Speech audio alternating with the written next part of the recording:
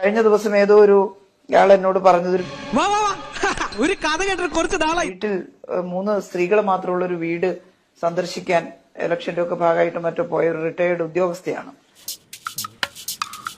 അവർ പോയ സമയത്ത് അവരോട് സ്ത്രീകൾ മാത്രമേ ഉള്ളൂ, ആരുമില്ല. ഇത് സത്യസന്ധമായിട്ടുള്ള കാര്യമാണ്. അപ്പൊ ചോദിച്ചു പോലും നിങ്ങൾ 3 ആള് മാത്രമല്ലേ ഉള്ളൂ, എങ്ങനെ ജീവിക്കുന്നത്? ദരിദ്ര കുടുംബാണ്.